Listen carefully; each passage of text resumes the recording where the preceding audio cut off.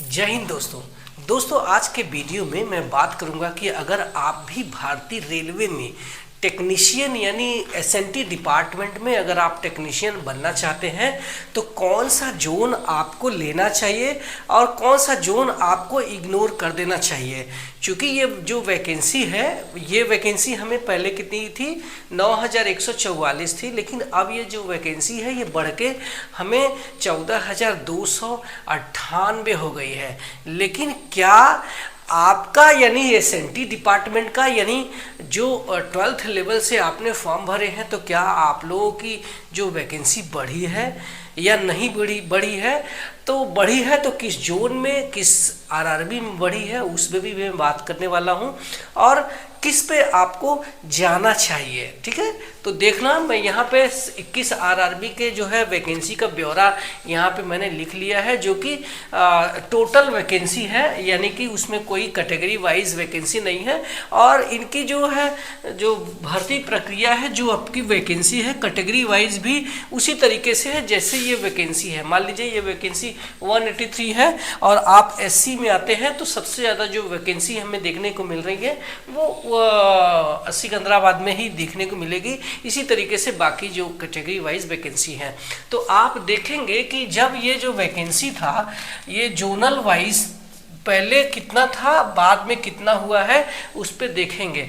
तो सिकंदराबाद में जो वैकेंसी थी 183 थी, लेकिन बाद में भी 183 है, उसमें कोई भी बदलाव हमें देखने को नहीं मिल रहा है। इसी तरीके से बिलासपुर में 174 थी, जो बाद में 174 ही है। मुंबई में 168 थी और 168 अभी भी है। कोलकाता में भी 143 है और बाद में भी 143 वैकेंसी है। अहमदाबाद में भी 106 वैकेंसी है और पहले थी और अभी भी 106 वैकेंसी उसमें अभी भी है। अजमेर की बात करूं तो यहाँ 98 वैकेंसी पहले भी थी और 98 अभी भी है। रांची की बात करूं तो 92 वैकेंसी पहले भी थी और अभी भी 92 ही है। भोपाल की बात करूं तो वहाँ भी कुछ भी नहीं बढ़ी, 78 पहले भी थी अभी भी है। चेन्नई की बात करूं तो 71 पहले भी थी अभी भी है। मालदा की बात करूं तो 59 ही है, पहले भी थी अभी भी है। और गुवाहाटी में बात करूं तो 54 वैकेंसी थी, जो कि अभी भी 54 ही है। प्रयागराज की बात करूं तो 43 वैकेंसी थी, जो कि 43 है। त्रिवेंद्रपुरम की बात करूं तो 39 वैकेंसी थी, 39 ही है। भुवनेश्वर की बात करूं तो 37 वैकेंसी थी, अभी भी 37 है। मैं यहाँ पे बेंगलोर की बात करूं तो 26 वैकेंसी थी, जो अभी भी 26 ही है। जम्मू की बात करूं तो यहाँ जो है वैकेंसी बढ़ी है, यानी कि पहले जम्मू में कितनी वैकेंसी थी, 13 थी और अब जो है 26 हो गई है। यानी पहले 13 थी तो अभी 13 और बढ़ गई है, जो कि 26 हो चुकी है। तो पूरे आरआरबी जितने भी हैं 21 आरआरबी, उसमें आप देखेंगे कि सिर्फ और सिर्फ जम्मू में 13 वैकेंसी बढ़ी है। और इसमें पहले जो पोस्ट थी 18-19 पोस्ट थी, और लेकिन अब जो वैकेंसी हमें बढ़ाई हुई देखने को मिल रही है तो वो फिजिक्स, केमिस्ट्री, मैथ से जिन्होंने 12वीं किया है, तो जिन्होंने फॉर्म भरा है उनके लिए वैकेंसी ये ज़्यादा नहीं बढ़ी है। सिर्फ आप जो है देखेंगे कि सिर्फ जम्मू में बढ़ी है और वो एक नया पोस्ट क्रिएट किया गया है, वो है टेली कम्युनिकेशंस का। तो आप अगर जानना चाहते हैं कि किस काम क्या होता है, तो बता दूं कि एसएनटी का मतलब है सिग्नल एंड टेली कम्युनिकेशंस का, यानी कि जैसे ही आप अपना जो है इस डिपार्टमेंट में टेक्नीशियन बनते हैं तो आपको सिर्फ सिग्नल से रिलेटेड और उसके जो है टेली कम्युनिकेशन यानी रेलवे के फ़ोन से रिलेटेड ही काम करने होंगे।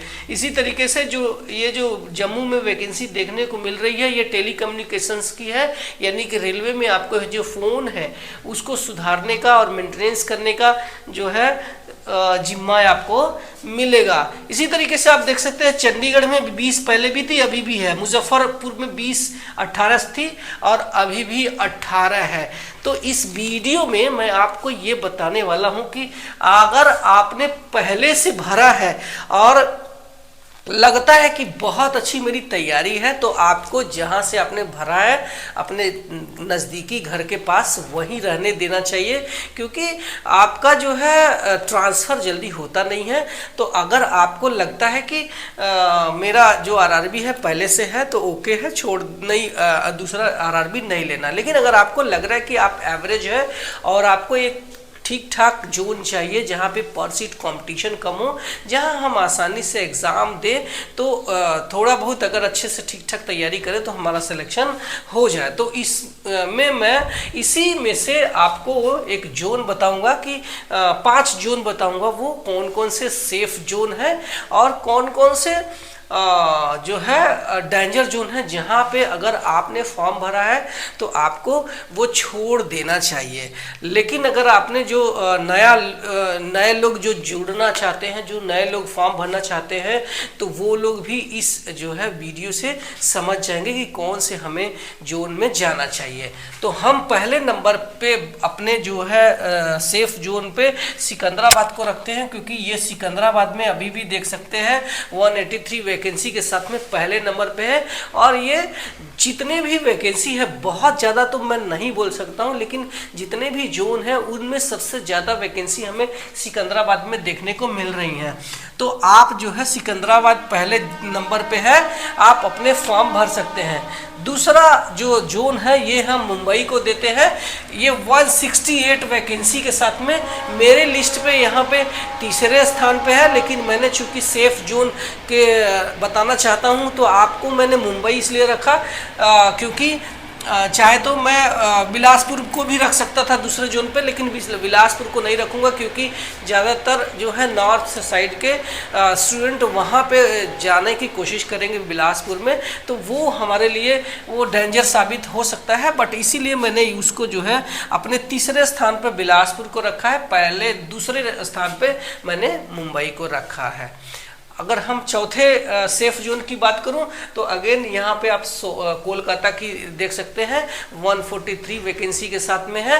तो अगर आप नॉर्थ साइड से यानी उत्तर प्रदेश और बिहार से आते हैं, या फिर कोलकाता और उसके आसपास के शहरों से आते हैं, तो आपको जो है कोलकाता प्रेफर करना चाहिए। ये हमारा तीसरा सेफ जोन है। और पांचवें जोन की बात करूं तो आप देख सकते हैं मैंने टॉप 10 जोन में से नहीं लिया है, मैंने यहाँ गुवाहाटी से लिया है 11वें नंबर से, क्योंकि ज़्यादातर लोग जो है गुवाहाटी को इग्नोर करता है। तो आपके लिए ये सेफ जोन हो सकता है, 11वें नंबर पे गुवाहाटी है। लेकिन मैं पहले ही बता देना चाहता हूँ कि टेक्नीशियन में जितनी भी वैकेंसी आती है, तो उसमें जो है ITI वालों का जो मेरिट है वो इनके मुकाबले कम रहती है। इनकी जो कट ऑफ है बहुत हाई जाती है। तो ये मान के चलना कि अगर आप जो है अनरिजर्व में है तो 80-85 के बीच में आपको स्कोर करेंगे, तभी जा करके इसमें जो है सफलता मिलेगी। इसी तरीके से अगर आप OBC में आते हैं तो 80+ मान के चलते हैं, आप SC में आते हैं तो 75 के एवब मान के चलेंगे तभी होगा। अगर आप ST में आते हैं तो आप 70+ मान के चलेंगे, तभी इस एग्जाम में सफलता आपको मिलेगी। अब बात कर लेते हैं कि कौन सा जोन है जिसको कि आपको अवॉइड करने की ज़रूरत है। तो अगर आपने पहले भी फॉर्म भरा है तो आपको जोन चेंज कर लेने चाहिए। अगर आपको लगता है कि नहीं मुझे मतलब सेफ जोन चाहिए थोड़े बहुत, लेकिन अगर आपके घर के पास चाहिए तो आप वो जोन रहने देना।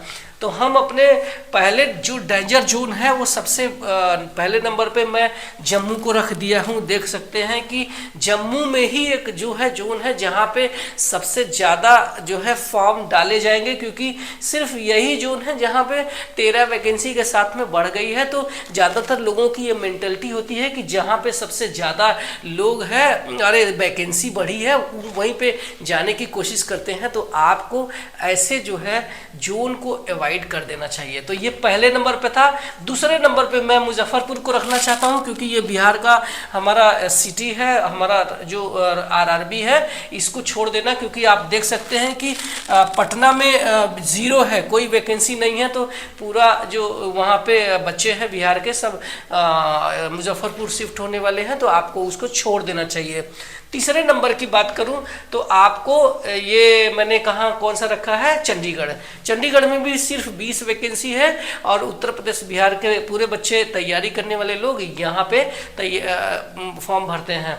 तो आपको चंडीगढ़ भी छोड़ देना चाहिए। चौथे स्थान पर मेरा बेंगलोर है, आप देख सकते हैं सिर्फ 26 वैकेंसी है, सबसे कम वैकेंसी है। आपको बेंगलोर को भी अवॉइड कर देना चाहिए, क्योंकि अब जो वैकेंसी है आप देख सकते हैं कि अभी नए लोगों को मौका दिया जा रहा है, और जब नए लोगों को मौका दिया जा रहा है तो ज़्यादातर लोग जो है फॉर्म भरेगा। तो ये फॉर्म सिर्फ जम्मू में नहीं कंसीडर किए जाएंगे, ये जितने भी आरआरबी है बाकी के 20 ये सारे आरआरबी में नए लोग भरे जाएंगे। तो यहाँ पे जो पर सीट कंपटीशन है ये बढ़ने वाला है, तो आपको अच्छे से तैयारी करके रखना है। हम सबसे 5वें नंबर पे जो डेंजर जोन है मेरी लिस्ट में, वो मैं प्रयागराज को रखना चाहता हूं, क्योंकि यही शहर है जो कि तैयारी करने को वालों का गढ़ है। तो अगर जिन्होंने भी 12th PCM किया है, चाहे वो इस समय ग्रेजुएट हो गए हों या बीटेक हो गए हों, या फिर कोई UPSC की तैयारी कर रहे हो या SSC CGL की तैयारी कर रहे हैं, तो वो सारे लोग जो है इसमें फॉर्म भरने वाले हैं जो कि प्रयागराज में है। तो आपको 43 वैकेंसी है, वो सबसे डेंजर जोन मुझे लग रहा है, तो आपको वहां से अवॉइड कर देना चाहिए। तो ये एक वीडियो है जो कि डिटेल में बताता है कि आपको कौन सा जोन लेना चाहिए, कौन सा जोन छोड़ देना चाहिए। हालांकि ये मैं मानता हूं कि जो 12th के बच्चे हैं इनके साथ में एक तरीके से धोखा हुआ है, क्योंकि ये जो वैकेंसी बढ़ी है 9,144 उससे जो है 14,298 हो गई, लेकिन इसमें वैकेंसी कितनी बढ़ी, सिर्फ और सिर्फ 13। तो ये एक तरीके से धोखा है, और ये जो है बहुत ज़्यादा वैकेंसी नहीं बढ़ी, फिर भी आपको एक हेल्प मिल सकता है। अच्छा, इसमें एक और बात बताना चाहता हूँ कि इसकी जो क्वालिफिकेशन है ये 12th PCM होता है। कौन सा? 12th PCM यानी फिजिक्स केमिस्ट्री मैथ्स के साथ में अगर आप 12वीं किया है, सिर्फ पासिंग मार्क, कोई भी परसेंटेज का यहाँ पे रोल नहीं है, तो आप इस फॉर्म को भर पाएंगे। इसके अलावा जो लोग इलेक्ट्रीशियन से या फिर इलेक्ट्रॉनिक मैकेनिक या फिर वायरमैन से अगर ITI किए हैं वो लोग भी इसके लिए एलिजिबल है, लेकिन मेरी सख्त हिदायत रहेगी कि आपको इसमें नहीं जाना है, क्योंकि इसकी जो कट ऑफ है वो ITI वाले से जो है बहुत हाई चली जाती है। तो आपको कोशिश ये करना है कि आप उन वाले पोस्ट में जाना जहाँ पे प्योर ITI का क्वालिफिकेशन मांगा गया है, चाहे वो इलेक्ट्रीशियन में इलेक्ट्रिक लोको शेड हो और चाहे डीजल लोको शेड है, जहाँ पे आपकी जो है ट्रेड से रिलेटेड मांगा गया है। तो ये एक वीडियो है डिटेल में, अगर आपको फिर भी कुछ डाउट है तो आप मुझे कमेंट करना, मैं रिप्लाई करूँगा। और इसके अलावा आप कोई सवाल भी पूछे तो आप मुझे वहाँ भी कमेंट कर सकते हैं, मैं रिप्लाई करूँगा। और आप मेरे चैनल पे पहली बार आए हैं तो सब्सक्राइब कर लेना, मैं इसी तरीके से आपको ज्ञान से अवगत कराता रहता हूँ। मिलते हैं अगले वीडियो में किसी नए इन्फॉर्मेशन के साथ में, तब तक के लिए बाय बाय।